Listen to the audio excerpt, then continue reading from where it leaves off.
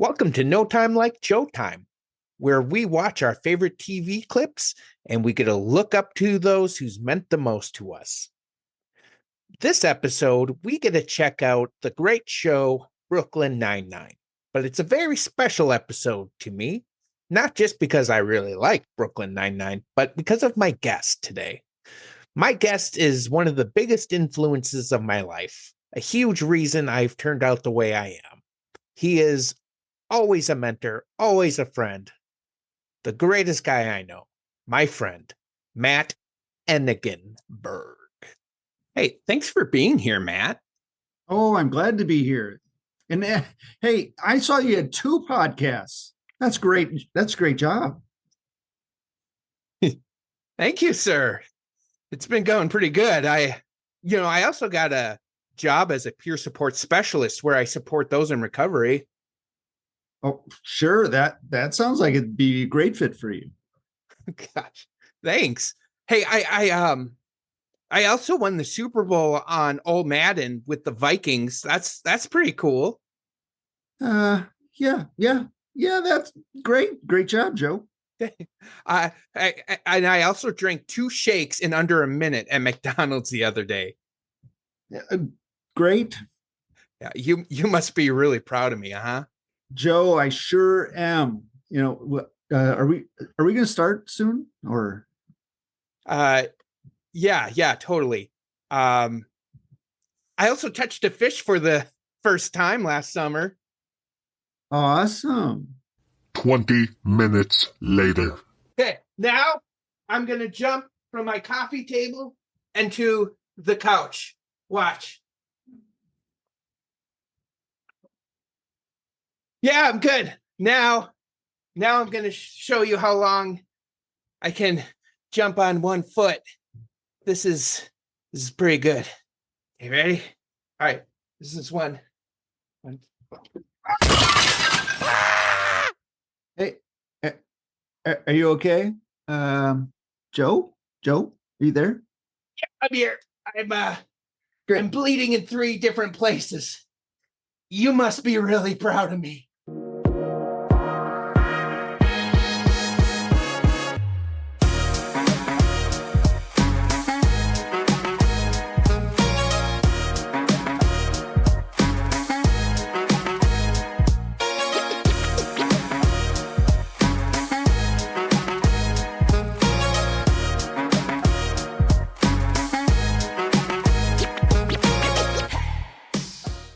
Come on, man. I've been trying to walk more. Are you? Yeah, we got a treadmill. How's that working? Does its job. Are you trim and fit and ready to take on the world now? If we're an opposite day, yeah, all those are totally true. Yeah. I have to make sure that I stretch more now than I ever did. Yeah. When I was in college or even after. Yeah. Otherwise, I can't do the things I want to do. Yeah. I hear you. I should have stretched before I did that. There you go. Great introduction, Joe. Thank you. Thank you very much. I'm working on that one for a long time. I remember the day I remembered to spell your name because it's Eenigenburg. Yeah. No, nobody chooses that name. You are given it. It's your pride and joy. My kids will go to their games and they're going to say their names and they just start walking as soon as there's a pause. Yeah. so it'll be like Brandon. And then they start walking. I was going to say that too. That's my favorite part of the name is always seeing people be like, N-again-burg. I'm like, just go for it. If you're wrong, you're wrong. They start walking when there's a pause. Yeah. That's great. Thank you so much for doing this with me. I really appreciate you being here. I don't know if it's as special for everybody else as it is for me, but you have been in my life for quite a long time. I think I probably met you when I was like in 4th grade. Oh, that could have been. Yeah. Can I tell you, I remember the first time I don't know if it's the first time I met you. I feel like it was probably one of the first times, but you came over to our house. And it must have been sixth grade because Jaron was in high school. And so a lot of times I'd like to go in my room and just kind of, just think about creative things, just kind of imagine.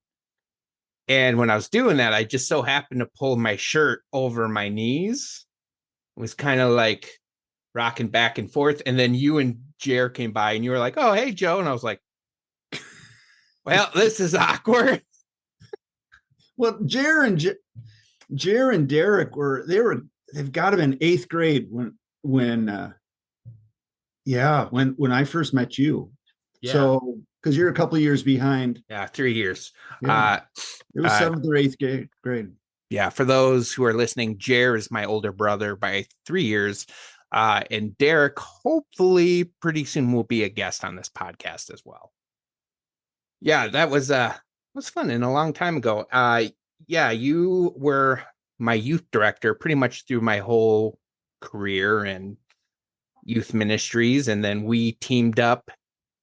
It's the dynamic duel. Him and it's the Robin to your Batman in youth leadership, which was really fun, and those were some definitely very good years in my life. You know how that all worked, because nobody else knows how this all worked, but this is how it would work. And I'll just talk with the people and let them know. What would happen is Joe is one of the youth leaders, and he would walk into the room and everybody's attention would be zeroed in on Joe. And for the next half hour or more. And what was great about it is that then I found out where I was helpful. Because all the guys for sure are talking with Joe, and then there'd be a number of people off to the side. Well, that's where I need to be. The people that are not in the middle of it or don't feel comfortable being in the middle of it yet. So it was always helpful for me that you went in the room and disrupted the room so that it was all going where you wanted it to go, and then I worked off of that. Yeah. So I at least that was my philosophy on it. Yeah. We both did what we both do well. Yeah. Yep. And you took out a lot of trash. You were great at that. Really appreciate that. Maintenance.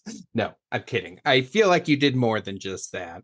But I will say, I do say one thing I learned about middle schoolers and high schoolers is if I looked ridiculous, they would feel less self-conscious about them worrying they would look ridiculous. Yep. And nothing illustrated that before. There was a summer vacation Bible study, and there was somebody who had to be dressed up like a kind of like a pet who would do singing and with like the worship team, and each grade each day would come up, and it was the middle school time to do it. So they went up and they were like, "Oh, this is uncomfortable." And so I started to do the most ridiculous dances. Let my energy go to like 300% and got everybody laughing, relaxed. And it was like, I looked like an idiot, but then they weren't worried to look like an idiot. Yeah. So that's the secret. It's all ministry. Yeah, exactly. And it's, something that definitely stays with me. So you've been in Michigan for, I think we said 12 years. Yeah. We've occasionally got the lunch together when you've visited. But I still talk about you quite often. And actually, I was talking to my therapist today, and I was like, wait a minute. I come up. I talk to Matt a lot. So I was talking to my therapist, and I was like, so then Matt hit me with the towel. Oh, man. 3 times. Nowadays, I'm sure I would get fired for something like that. Legendary. I'm going to let you at home wonder what that's all about. I'm not going to tell you. Man. I will only say, I think I remember the song, Matt, the shirt whipper. He's a tough kipper. If you make him mad, he'll whip you really Whoop bad. you. Yeah, we should probably we'll just stop that one. This would be a great place to edit. Editing Joe. I'm going to have Editing Joe jump in and be like, nope, sorry. No, we're keeping that one. Editing Joe here. I was just in the bathroom. I didn't know what was going on. Was I supposed to play a sound effect? Okay, here you go. Woo! I will say, I know you felt bad about it. It was one of the top 10 moments of my life. I loved it. I loved it. I thought it was hilarious. It was awesome. Yeah. But no, I was talking to my therapist today and I'm like, yeah, I feel like things are going really well. And we were talking about different things going on. I'm like, this is going really well. And I'm like, and I'm really excited because tonight I get to do a podcast with Matt. And she right away, she's like, yeah, you've talked a lot about him. And I'm like, yeah, I have, haven't I? And I think it's funny the power that a mentor can have. And it can come in so many different forms because I've somebody who really was drawn to mentors. And you were a great one for me personally. I had a couple of great work mentors who really developed me professionally and so forth. Can I ask, was there anybody in your life who you considered a really great mentor? I think if you're honest with yourselves, you choose mentors as you go through life. Mm-hmm. And maybe not actively say, hey, would you be my mentor? It rarely happens that way. But most people will notice people and say, hey, I like the way they do some things. Let me see if I can do something like they do it. And then the more you see them do it, then you say, well, maybe they did it a little differently the next time. I had, I think my first ideas of mentorship came when it was after church on Sunday mornings. Because you went to church, but then you went over to grandma's house for the cookies and the coffee or juice or whatever. And all the guys went out to their own room. And my dad's family there were 7 children. So I got 6 uncles beyond my dad. Well, one of my uncles lived in Wisconsin, so he was rarely there. But there was at least 6 uncles there in the back room. They're all smoking, and I'm sure I got lung cancer from it. But it was a great time. And there was, if you know N-again-burgs, they're a little brash once in a while, very confident in how they see the world. And it was always my Uncle Lou, who was the in-law, who was the in-law who comes in. He's older than a couple of the other boys. And he would just say stuff like, are you insane? Why would you do these things, right? And he was the voice of reason in those things. And I always admired that, that he was level-headed. He would try to, all right, let's figure out this. Why are you doing this? Why are you going to do this and get yourself in trouble as well? He was so good at that. But that would be the first one that I would look at and say, boy, I'd love to be like that someday. Yeah. But there were all of them. You learn little things from them. Yeah, definitely. So one thing I liked about our relationship is we kind of covered this a little bit with the shirt whipping, but we always had this additional level of humor and kind of I don't think I rip on anyone as much as I do you. Oh my goodness. I think you're the only one I feel comfortable ripping with. And there's one word we always do with each other that's always gold. You know what it is. I'm not going to do it. I can't start it either. Yeah, you can, you jerk. No, I can't. No, because we did that. It was on somebody's Facebook page. And I go, way to go, jerk. And the lady was going to report me to the police or something. It was just so bad. She was so appalled that I would do that. That's right. I don't even know who it was anymore, but I can't do this in public anymore. Yeah. Look, everybody, if Matt ever calls me a jerk on Facebook, it's in good fun. but Um, still come to my honor. oh my goodness. And because we were just, it was akin to saying, boy, that was dumb, or boy, that wasn't funny, Yeah. or you said that comment. Ah, you jerk. So it's just like, yeah. I don't know if that's healthy. Maybe you should talk with the therapist about that one. Oh no. This is good. This keeps good. And it's funny, like you said, you don't know. I don't know what moment I was like, Matt's my mentor. And sometimes it just comes out when you least expect it. It kind of reminds me of this episode of Brooklyn Nine-Nine, where Jake, for the first time, you kind of see a sense that he's looking up to Captain Holt. What's your experience, by the way, with Brooklyn Nine-Nine? Have you watched it? A couple of the episodes I have. I know that my kids would watch it. Some of the older ones would watch it, and so you sit in there and you watch it with them. And then some parts you go, guys, is this really funny? Or and then sometimes it was, and you don't want to think like you're laughing at some of this stuff. Yeah. So yep, hit and miss for people. My wife and I watched it. We liked it. It's funny. This was during the era of people who I didn't think I liked from Saturday Night Live. I ended up really liking, and Andy Samberg was one of them. Bill Hader was another one. The guy who plays Ted Lasso was another one. I started to love Ted Lasso. But yeah, we got a clip here of this happened, so we'll watch it and then we'll kind of see what we take away from it. Your alibi is a mysterious stranger handed you the gun, made you put your prints on it, robbed the store, and then hid the gun in your underpants. Well, yeah, if you say it like that, it don't sound believable. Oh, hey, Captain. Did you get my report on the Finley murder? Yeah, I looked it over. Nice work. Good. Thanks, Dad. Why is everyone staring at me? You just called Captain Holt Dad. You said thanks, Dad. What? No, I didn't. I said thanks, man. Do you see me as a father figure, Peralta? No. If anything, I see you as a bother figure because you're always bothering me. Hey, show your father some respect. I didn't call him Dad. No. Jacob.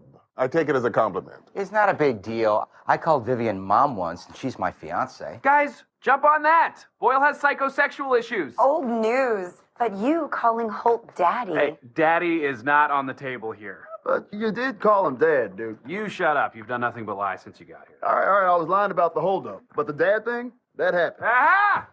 He admitted that his alibi was a lie. It was a trap. All part of my crazy, devious plan. I believe you. Thank you. Son, you want to talk about it later over a game of catch? I'd like that. I could see you doing something like this.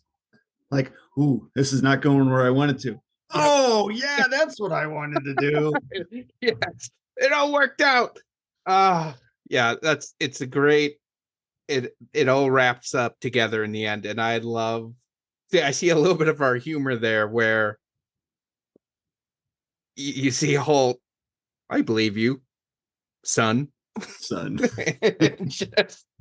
kind of egg him on. And have you ever done that before? Like call someone like Dad or I haven't. I've never done that. Have you?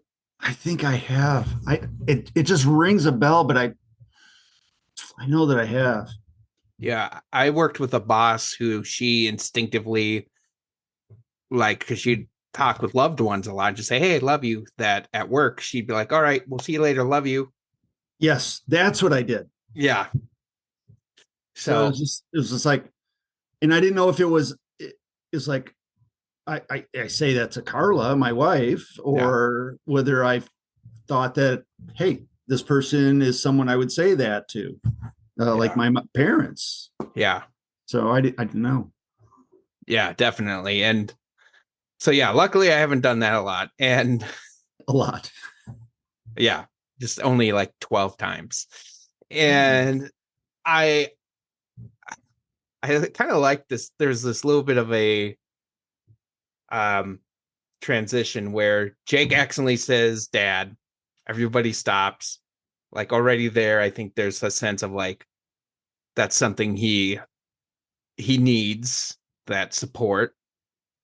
And as time goes on, the last line is, "Would you like to talk about it over a game of catch?" And Jake's, "That'd be nice." And I think I can relate to that because I still feel that way with you. Like if you're like, "Hey, you want to talk online?" I'm like, yeah, that'd be nice. That'd be good. I was thinking, people that are mentors are so much more and there's so much less than other people think they are. Now there's so much more in the way that they show a side of them, but the person doesn't see their down days. Yeah. They don't see a lot of the things they struggle with unless they show them. And they're held so high sometimes. Yeah.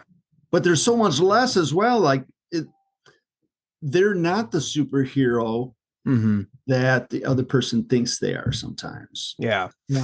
So there's a lot of parts to someone being a mentor that are never known. Yeah.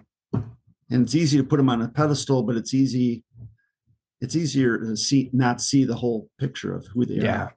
Yeah, this is a demonstration why I started this podcast, because it reminds me of an episode of Scrubs where JD has the first time where he sees Dr. Cox be scared in this situation where Dr. Cox's friend is diagnosed with leukemia and he ends up kind of bailing.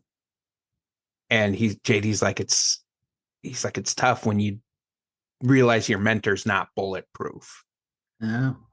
But then Dr. Cox kind of becomes vulnerable and comes back. And he's like, it's funny, when you're at your most vulnerable, sometimes you can be at your most heroic. And it's a good line. It reminds me too of I watched this clip, a really powerful clip of a dad who was speaking out about teen suicide because his son committed suicide. And he was talking about how he had like a dozen failed companies.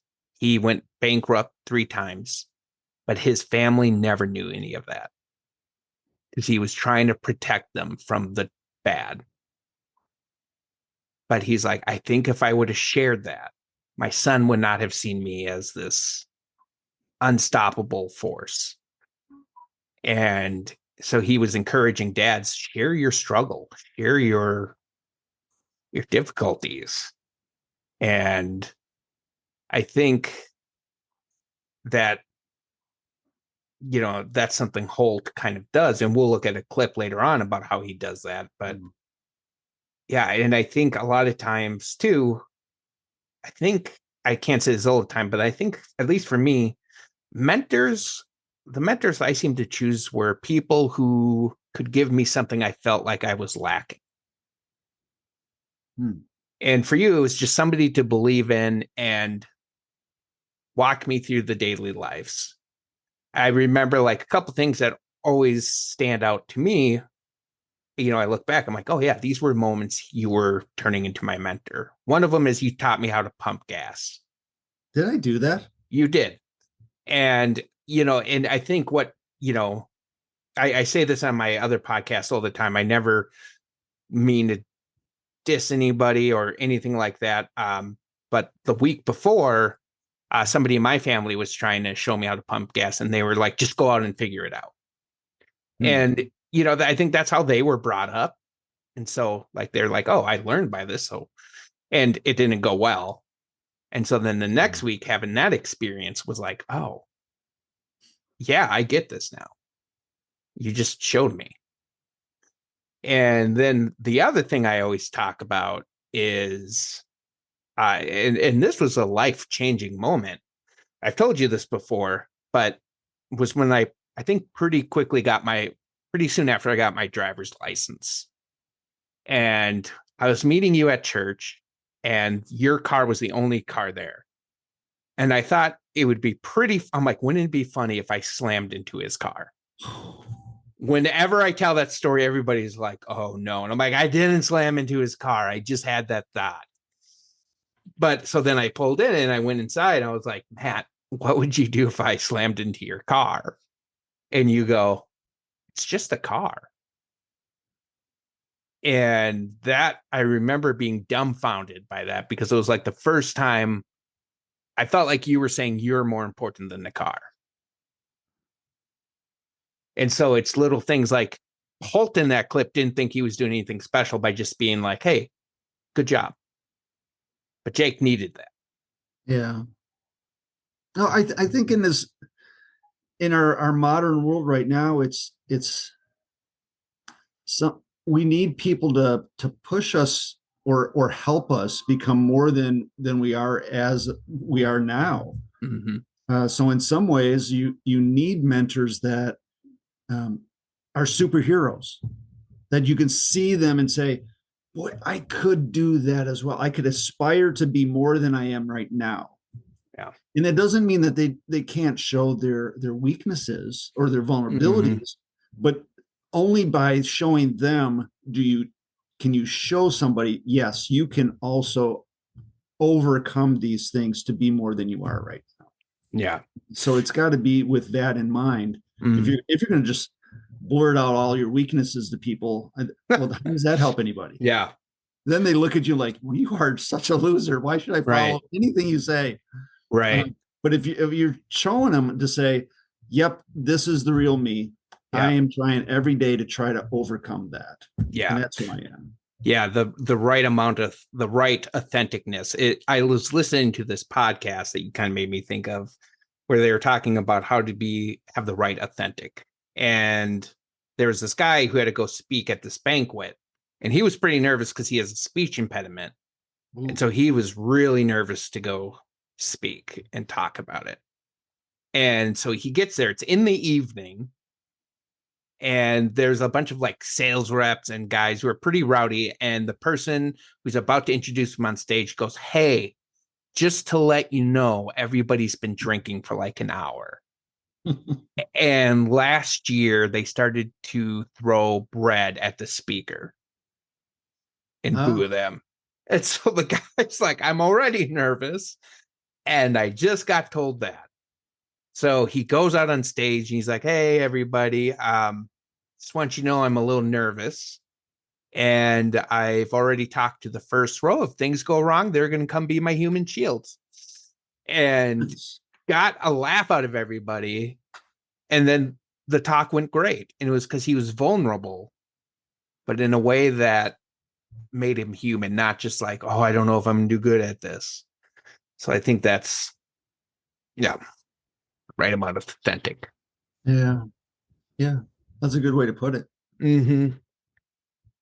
So we were kind of talking about like, sometimes impact isn't always in this huge, like grand way. Sometimes it can be in small ways. There's another clip I have here that's with Holt again, and one of his officers Diaz is going through a difficult time. And this is just kind of, they're competing for a day off. And this is just kind of how he works with her. Rosa, stop. I give up. I want you to know, I'm sorry for prying. Win this thing and enjoy your day off. And if you ever want a friend to sit with you and silently listen to death metal, just know, I'm always here. Okay. I'd like that. No! What are you freaks doing? We're leaving the competition. Some things are more important than a game. No, they're not! Wait, where are you going? Don't leave! We need you to...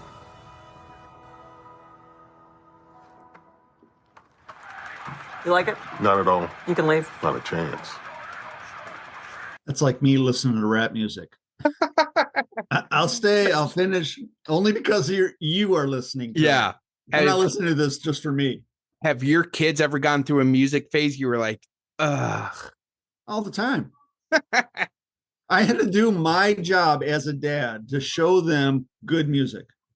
And then wherever they go with it, it's up to them. But I got the best years out here in Muskegon were when I would drive them to school. Mm-hmm. And the driver's in charge of the radio. Mm-hmm. So some days we would have Mozart, and some days we would have 80s rock. And Nice. I don't think I ever had rap days or country. Mm-hmm. I didn't want Yeah. them to start off on the wrong foot. But it was a great time of saying, all right, I got to get you well-rounded because that's what I value. Yeah. Let's go. Yeah, exactly. And it's, yeah, I love that scene because it's like they're not talking. They know what each other want, and just being there for somebody in that way. Of like, there's people who I work with at my job. Sometimes the best way I can support them is just taking a step back. And they just know I'm there. And I talk to people about that. So I'm an employee specialist, and I work with people like to help them obtain jobs and keep jobs. And there's a few people who I'll just go there and I'll sit at their job. And some people have been like, well, why do you, that's it? That's all you do? And I'm like, I'm a security blanket. They know I'm there. That's what they need. They don't need me coaching them, teaching them. They just need me there. And I know somebody's in their corner. Yeah, exactly. And that's something I see. And it also really reminds me, you read the like Piggy and Gerald books, right? Oh yeah. The one about, do you want to try slop? Piggy's trying to get Gerald to try his slop, and Gerald finally gets guilted into trying, and he takes one small piece, tries it, and it doesn't go well. There's like 2 pages of him just turning different colors and just my kids love it because I make all the sound effects. And afterwards, Piggy goes, Gerald, did you like my slop? And Gerald goes, no, I did not. But I'm glad I tried it because I like you. I like you. And I think that,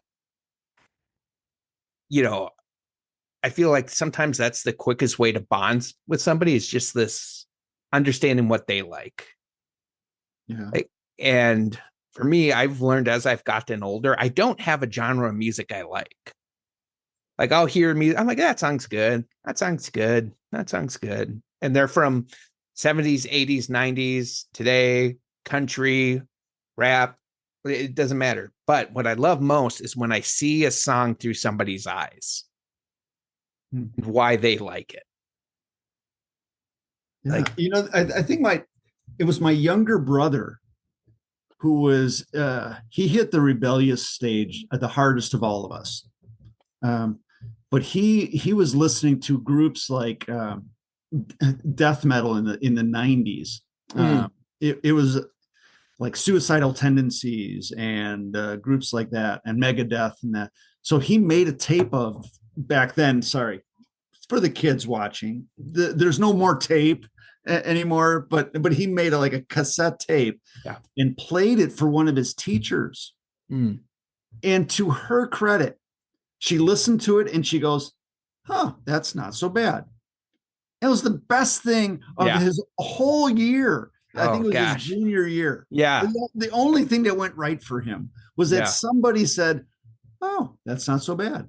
Yeah. And I think she listened to 3 different songs. Oh man. She was like the best teacher ever for him. And like, I don't think she even knew what she was doing. Yeah. Beyond just being, hey, I'll listen to this kid. He's got something for me. Yeah. Oh, that's so cool. I feel like, when we talk about these stories where mentors showed up, it's rarely like, I knew they were my mentor when they said, I'll donate my kidney to you. Like the kidney. There's not those stories. For me, it was showing how to pump gas, saying it's just a car, saying that's not so bad. And like, I love that. That's Holt picks up on that. Yeah. That this is important to her. And I love the honesty at the end. Do you like it? No, you can go. Not a chance. Not a chance. It just, the commitment to somebody is so cool. And I just, wish you had more people that they were that committed. Yeah, But absolutely. it's like that scene at the end of Narnia, the first Narnia, where, all right, it's like, all right, this is it, and he goes to the death, or I'm with you to the end. Yeah, I'm going to be that committed and loyal to you. yes, And that just is like right here. yes, yeah, exactly. You feel, yeah, it's makes you feel like you can do anything. It really does. It's, for me, I got through life by believing in people who believed in me. Yeah. I wasn't able to believe in myself, but I believed in Matt. I believed in Nathaniel. I believed in Nettie, and they believed in me. Yeah. So in a roundabout way, that was my way of believing in me. Yeah. And until you can do it on your own. Yep. Yeah. Yeah, definitely. There's this, I tell premarital couples this all the time, that a guy can do anything if he has a woman who believes in him. Mm-hmm. It's as simple as that. Believe that your man is the man, that you married him for a reason because you thought he was capable, that you thought he is a good man, that he can do whatever you believe in him, whether he's a plumber or an executive or whatever he is. Yeah. And that guy will break down walls for that woman. Yeah. Because that woman believes in him. Yeah. And I don't know if people understand that. Such a powerful thing like that. And the flip side of that, a woman just needs to know that she is precious, that this guy chose her on purpose, and does his best to treat her as that. And she will always be that for him. What woman would not say, this isn't ideal for me. Right. I am with you to the end. Yeah. For a guy who thinks that of her. Yeah. It's a great thing. We all need people like that. Yeah, I like that point, because it's easy just to be like, it doesn't just have to be a mentor role. It can be in every relationship. It can be in, a spouse relationship. Just that little, like, I know for me, you kind of brought that up for me. I think some of the ways it's not obviously not mentoring, but to show affection, I'll walk by Rachel and I'll just put my hand on her shoulder, put my hand on her back. Okay. Yep. Shoulder. Just checking. It's PG-13. I don't know who listens to your podcast. So right now, my mom and grandma. Good. Thank you too. Although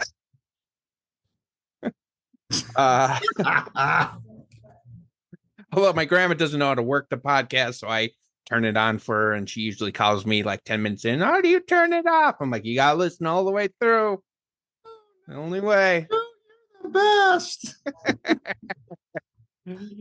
I gotta. Yeah, so I think it's just a cool concept that we can find that building meaningful relationships and everyday life. Yeah. And everyday relationships. And I also always there's two lines I like. One, there's good people out there. If you can't find one, be one. Be one. I think also just being open to learning from others. I think that's one thing that set me up to success, is I wanted to soak in what people were saying. Wanted to hear. I knew that you guys you had wisdom. And I could have, been like, well, what do you know? I'm the new generation. Let me tell you what I know. And maybe I probably have done that a few times, I'm sure. My youth, but I don't remember, jerk. I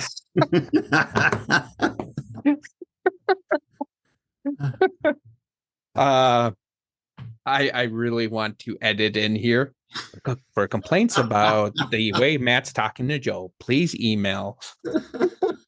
You scroll it on the bottom. Here's his email address. Send him 8 mail.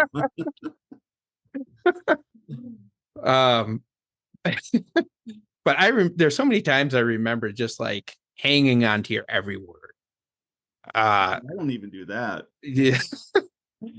And there's one time I remember, so I hope it's okay to share the story. And if it's not, I can edit it out.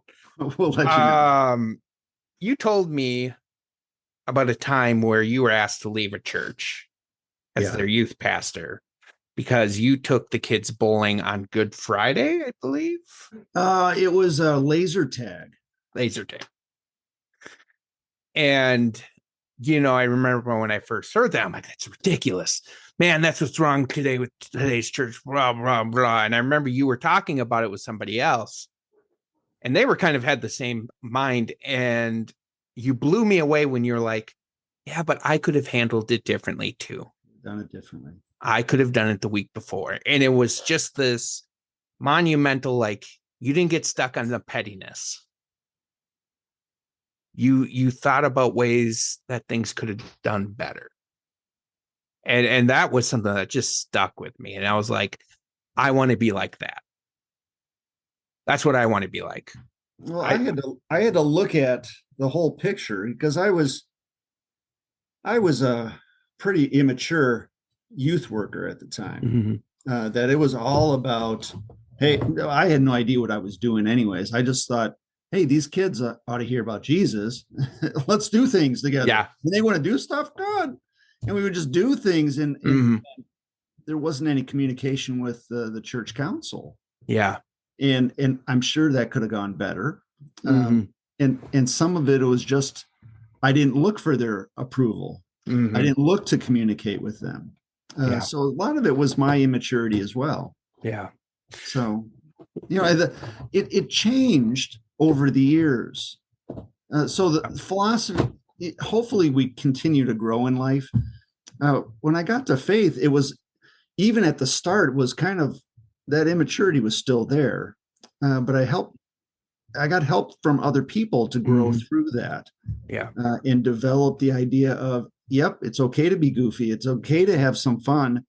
But it was the idea of students need to be sociologically comfortable before they become theologically aware.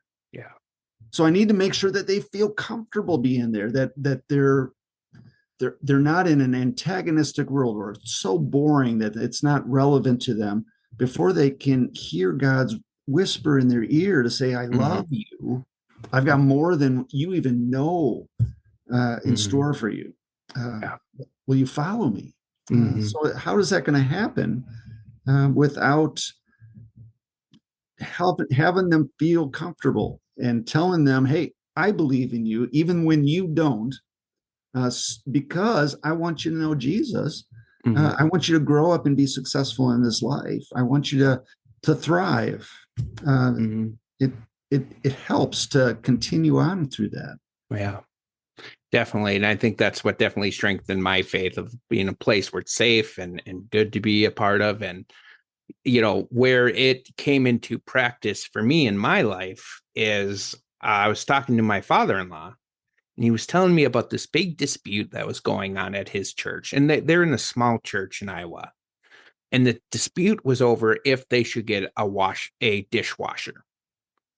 A lot of the senior women were really upset about it and did not want it. And I instinctively went to, this is ridiculous. This is dumb. Why? Of course, only church people would find something dumb to argue over.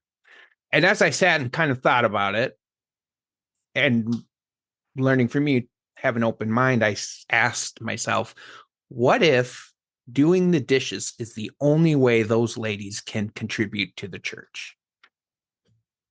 Getting a dishwasher would take that away from them. That would make sense. In some ways, yeah. Yeah, in the industrial dishwasher is going to be expensive. Yeah. So there's, those people in Iowa, you're a small church, you're kind of pinching those pennies. Yeah, that too. They're probably like, no, we don't care about that. We also paint the house, the church. We do the roofing. Do you remember all the things that we used to do? And they were just, I would just think, what do I have to do this week? hey, who can I get to go with me and do it? Like, I've got to go to Home Depot for something. Hey, I'll call up Nate or Casey, see if they want to go, or hey, maybe Joe and Jared want to go, or and you're going, do homework or go to the store. Homework, what's that? Yeah. But it was all just doing things together and sitting in front of a sink full of dishes and just talking and being real with one another and having conversation is a wonderful thing. Yeah. And if I can think like those ladies, they're thinking, all right, we don't need to spend over $1,000 for this dishwasher. And we're not going to have those opportunities anymore. Less of them. You're still going to cook in there. Right. You got to load the dishwasher, but it changes things a little bit. Yeah. Yeah, definitely. And I can relate to that. So yeah, no, I do remember that. I do remember often you'd be like, hey, should we go somewhere? And I was in the middle of a project and my mom's like, well, maybe you should finish this first. I'm like, oh, I'm sorry. I guess you don't want me to love Jesus. Yeah, it's fine. I can stay. And she was like, okay, no, go. I'm just glad that you graduated and you could read your diploma. That's what I'm glad for. I'm the cause of you stumbling through freshman year English. What's that word? Why did you ever choose me to be a mentor then? I'm keeping you from learning other things. Hey, you always have the line, you're getting ripped off on your education. Yes, all the time. What are they teaching you nowadays? I still tell my kids that. They get a day off of school. It's like, what? You're not getting smarter today. You're just going to sit around and watch Brooklyn Nine-Nine. Yeah. A couple of the lines I picked up from you that I use all the time. One of them is that you're getting ripped off in your education. Someday you'll find a girl that makes your heart go pitter patter. Oh man. I use that on my boys. Groovy. I've been told by my kids I can never use that one ever again. I think that's a direct quote. Groovy. And if you're listening to this, please bring back groovy. Just start saying groovy. It'll feel weird at first, but it'll start feeling natural. You just be like, okay, groovy. Just replace cool. Please do it. And I'm trying to think if there's any other things I've picked up. I forget them. I'll remember them in an hour or two when we're done. Yeah. Well, the reason we use phrases is that it's a short little thing that cements in a bigger idea. One that I use is it's not where you start. It's where you end. So you were a middle schooler and you were a total dweeb. Do they use words like that anymore? I'm pretty sure they do. You were socially incompetent. Yeah. And I'm not calling you this, Joe, but I'm just middle schoolers. You're just not there yet. Yeah. It's not where you start. It's like, all right, are you going to grow through this by senior year? Can you interact with people? Can you logically think through a social situation? Can you hold your own in any different situation? Yeah. Yeah. I was totally socially incompetent in middle school. I didn't want to say that directly. And also I'm going to edit it so you say you were socially incompetent, jerk. Did you I don't know if I've ever told you this, but I tell my kids that we had the ISP at church. It was the intense socialization program. It was mandatory for all middle school boys because they had no clue how to interact. Who was it? Was it Brian and Seth and Josh? Yep. They were just like tight knit. They were just so together. Yeah. And anybody else who comes in the room, they would like look at them and like giggle or something. We just needed to help them along, and they're doing great. Every time I talk with Seth, I'm so glad for him. Yeah. He got to be an engineer. Yes. And he got to work with planes and all that stuff. And he's a great guy. It was a socially awkward couple years. Mhm. You just have to help them through that the best you can. Yeah. I think Josh did the same. He was working at a company. It was like loss prevention or something like that. Wow. It was like great stuff. Yeah. So, And I'm not saying this to be like underlining. I sincerely mean this. Brian has the funniest Facebook posts out of all of my friends. If I have not lost track of Brian. Oh man, he is comedy gold. If I'm on Facebook and something's making me laugh, I'm like 90% chance this is Brian. I tried to do like you won the internet award like once a week, and 90% of the time it goes to Brian. So just his sense of humor. Yeah, that was a cool program. Anything else you want to cover before we start wrapping up? I have to tell you that for years, you wrecked reading to my kids for us. For all that are interested in this story, Joe comes over one day and it's bedtime for my kids to go. It's time. It's got to be 8:00. So Joe was over there with the youth group kids, and Joe's reading to, I think it was Annika, the oldest one, reading this book. It was like 100 Hats or something like that. And Joe's just going through this book, and my daughter's like following every page. And he's, wow, it's so fun. And then my wife gets to read it the next day because Annika brings it to her, says, hey, Mom, would you read this book? She starts reading it. And she goes, no, that's not how it goes. And she goes, those are the words. No, that's not how Joe said it. You made up the whole book. You just looked at the pictures. Yeah. And said, oh, that's the way it'll go. I'll just make up a story. So it rocked reading. I still do that with my kids. I will just make the whole story up. And one of my favorites, this wasn't making the whole story up, but I'll kind of goof around with some animals.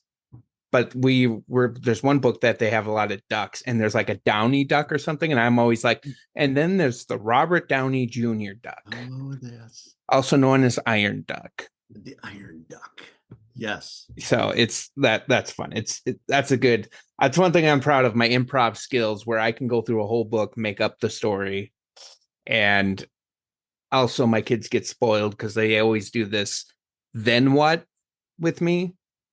And I'll make up something dumb. I'll be like, yeah, the other day I was walking to work and I saw a little cat run at me and I got scared and I booted him like a soccer ball. And they'll be like, well, then what? Well, turns out it was a soccer ball that looked like a cat. So it ended up being okay. Well, then what happened? Well, some of the neighbors didn't realize it was a soccer ball. So they got pretty upset with me and they started to run out with shovels. Then what? Well, I started to run away, but lucky for me, I ran into a giant hole and said, hey, why don't you guys help me dig this hole? And then and just keep going. Ridiculous. How long do they go? They go, well, let me ask somebody. Come here. Because you just got home from a play practice. Practice? Come here. Okay. This is Matt. He is somebody very special to me. If you're shy, you don't have to say hi. If you want, you can say hi. Hi. We do a lot of then what happens anyway. Like I'll tell a story to you and you ask me what happens next. And I just keep making up stuff. Do you know I'm making up stuff when I do that? Yeah. All right. Well, it's really late, so I should say good night to you. Good night to you, sir. Good night, baby. Good night. Love you. Good night. I like you just the way you are. No, all of my kids I loved reading to them. Yeah. And I think it gave them a love for hearing stories, and it helped them learn so much quicker. Yeah. Because they learned words so much quicker and how to put sentences together. And yeah. Because they wanted to fact check me. They were like, we got to read so we know if Joe's lying again. I still read with second graders at the school nearby. Oh, nice. just because I think it's so important. Yeah. They have so much fun. Yeah. That's awesome. So I ask each guest who comes on the show 3 questions. Oh, They vary a little bit depending on the clips. These clips weren't I was particularly not prepared for this. That's the best part, spontaneous. I'm so good at that. Which clip did you enjoy the most? I think I liked the first one only because it brought out another character that is you. Yeah. Because you're talking about Scrubs, and I know that you always said, well, that's kind of me, that guy.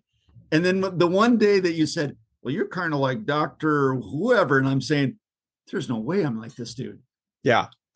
So that's true. I think I like the first one. With the idea of, it was just you. Yeah. Because you would have done that. Yeah, totally. That would have been, I agree. I will say I did like the second one.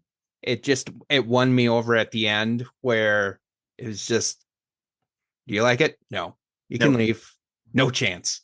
Just puts it back on. Yeah. Second question is, which clip did you feel like we got more out of, that we were able to have more deeper conversation through? Well, that's definitely the second one, but we were warmed up by then. Yeah. So we had already started talking about stuff. Yeah, I agree. They kind of blended together, but yeah, overall, probably the second one. If we had the second one first, I don't know if that would have worked as well. Yeah. Because it was much more serious. Yeah. So it's difficult to start off with a very serious one. Yeah. And then final question is, if we had to do a deep dive, if we had to choose one of these clips to go over and just really dissect everything we're seeing in there, which clip would you choose? I think the second clip had more things in it. Yeah. Because it had 2 parts. It had the racing, and then they both give up, and then they go to the bar and they're listening to music. So it had 2 parts to it. Yeah, definitely. Yeah, I'd agree with that as well. That I think there's so much you could get out of that with like the competition and putting that away and just so much more. In the first one, it was much more shallow. Yes. Yeah. It was shallow in the way of, you did that social faux pas of calling someone your dad. Yeah. And you got some mileage out of that talking about mentors, but the other ones, they had a little bit more. Yeah. Agreed. So a couple things with this then. So, if people hear this podcast and they're like, that Matt guy seems pretty cool, is there a place they can reach you and say, hey, listen to this? Or of the 2 people that are watching your podcast, which one is gonna say that? My grandma. Okay. It's hands down my grandma. Is there, are you okay if somebody reaches out? Or the other thing we always tell people is you can always leave a comment in the YouTube section. Those are always fine. Yeah. However I can help you, Joe, in this, I'm just glad to be a part. Yes. And the off chance that if you're listening to this and you're in the Muskegon, am I saying that right? Muskegon, Michigan. Yeah, if you're in Muskegon, Michigan, Matt is the pastor of a church. What church is it? Celebration Community Church. Yeah, check that out. I haven't been there, but I know it's a great church because Matt's the pastor of it. He's been there for 12 years. So if you're looking for a place there, go check that out. We underestimated the draw of the beach. The scene in the back of me here, this is the sunsets. This is this is a normal sunset in the summer. Wow. So and then you get down to the beach and you got the waves crashing. It's not like ocean waves, but it's still the same sound. Yeah. And it's just it's what is it? It's about 1.5 mile walk to get to the beach from my house. Yeah. And we just take the dog. It's get 1.5 miles. We watch the sunset. Wow. And then we get a 1.5 miles back, gets my steps in. It's perfect. That's awesome. So if you're looking for a place to relocate, there we go, and find a new church, there you go. You're welcome. You're getting so much out of this podcast. Perfect. All right. Well, Matt, thank you so much for joining me on this episode. It was an absolute privilege and honor to have you on. I was so excited. So thank you. It is an honor for me. So, well, thanks everybody for listening. We'll see you next time.